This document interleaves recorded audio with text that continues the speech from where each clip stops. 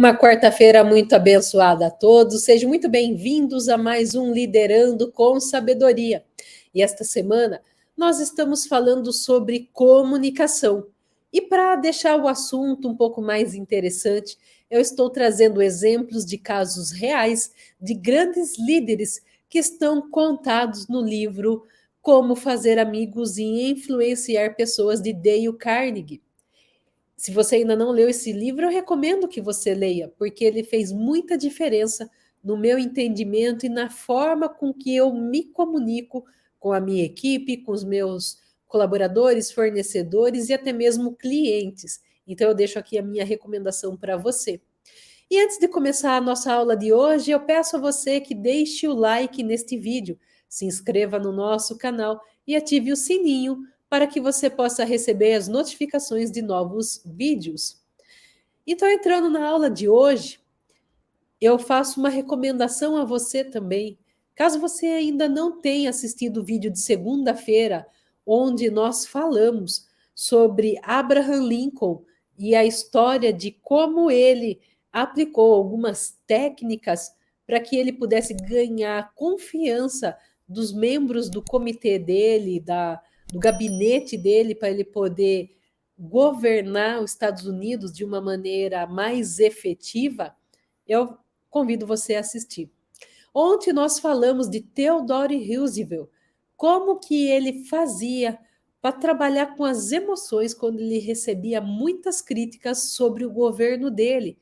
Então também convido você a observar essa aula de ontem, a refletir também sobre ela. E hoje nós vamos falar sobre Henry Ford, essa pessoa que o próprio sobrenome já faz você identificar quem é, a pessoa em que criou o império da Ford, aquele empreendedor que tinha um sonho visionário de poder fabricar carros e valorizar tanto seus funcionários a ponto de que qualquer funcionário da sua empresa pudesse comprar um Ford T na época. Essa é uma história muito conhecida que até nas escolas nós estudamos e aprendemos sobre isso. Mas existem outras histórias sobre Henry Ford em que não são contadas na escola, mas está nesse livro. E eu trago ela aqui para que você possa aprender com uma delas, que é sobre a valorização, o salário emocional de um executivo. Como assim de salário emocional? Antes de eu começar a história, eu quero que você tenha em mente que todos nós temos dois salários. O salário em espécie, aquele que a gente recebe todo mês, que cai na conta para você pagar suas contas, poder realizar os seus sonhos físicos. Mas existe também o salário emocional, aquele que não cai em conta nenhuma, mas ele preenche todo o seu peito, o seu coração de alegria ou tristeza. E quando você sabe fazer esse salário emocional crescer, o seu time cresce junto, porque é daí que vem o reconhecimento. Então vamos lá para a nossa história. Esse livro ele traz uma história de um executivo de Henry Ford que tinha pedido as contas, pois ele não se sentia reconhecido dentro da empresa.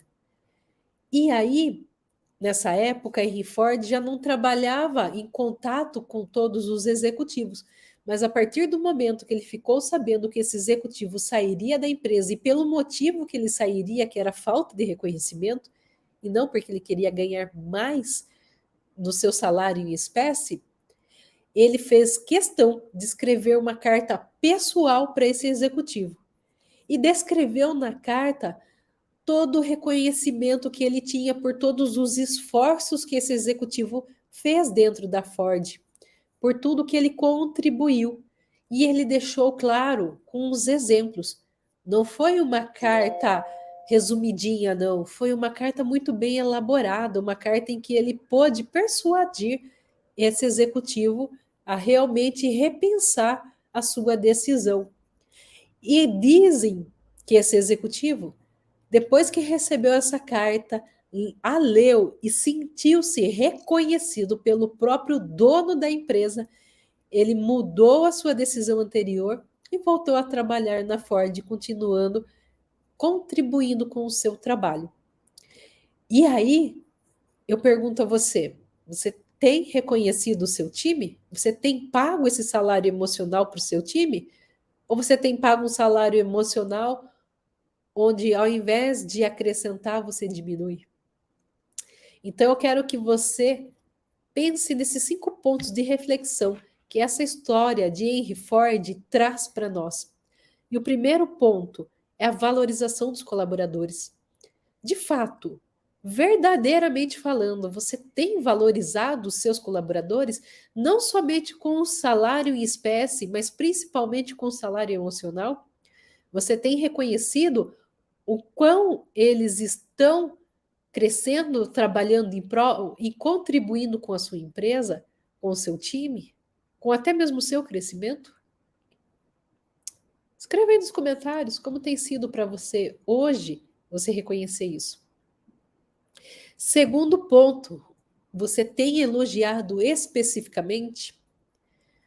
Dizem que Henry Ford, quando escreveu essa carta para ele foi específico em vários projetos que esse executivo realmente trabalhou e contribuiu. E aí é o que eu falo para você, não adianta você chegar para o seu colaborador, dar 3 tapas na costa e falar, e aí, grande trabalho, né? Não, gente. Tem que ser específico.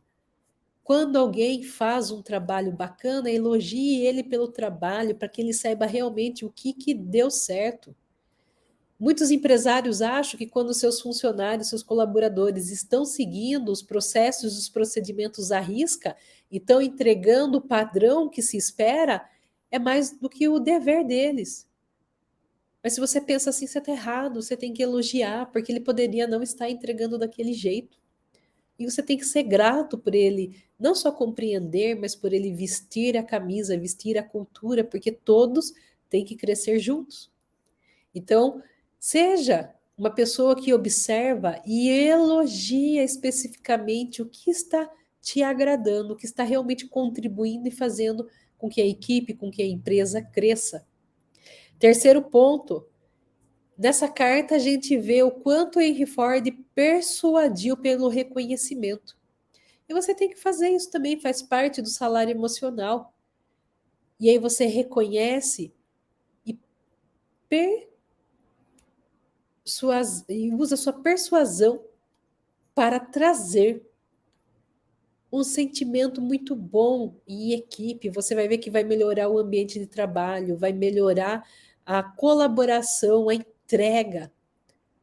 E aí você entende que tudo isso que eu estou te falando não é historinha para falar que é bonito de fazer ou não.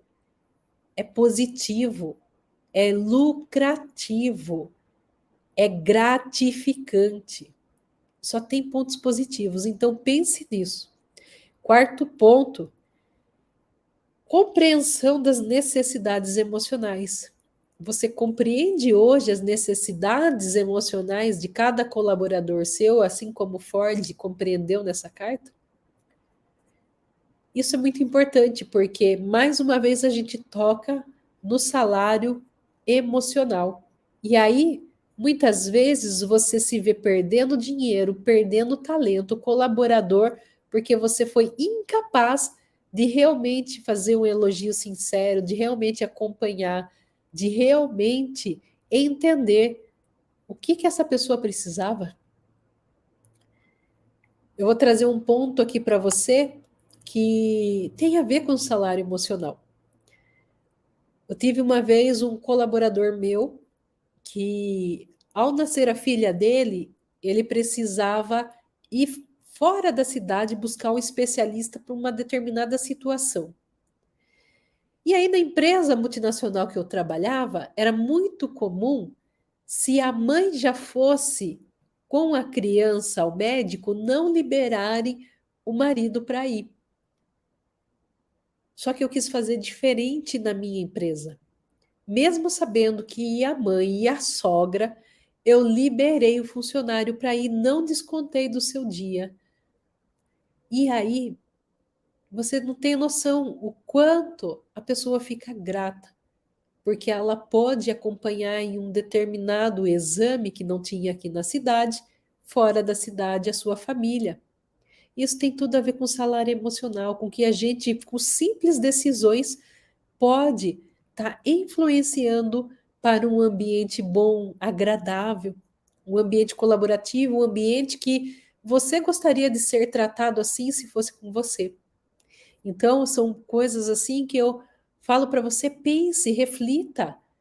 É claro que eu fiquei sem um dia sem essa pessoa ali junto comigo, mas não tem problema, porque o bem que aquilo fez a todo mundo é muito maior do que um dia de trabalho. Então, eu peço a você que reflita isso sobre os seus colaboradores também.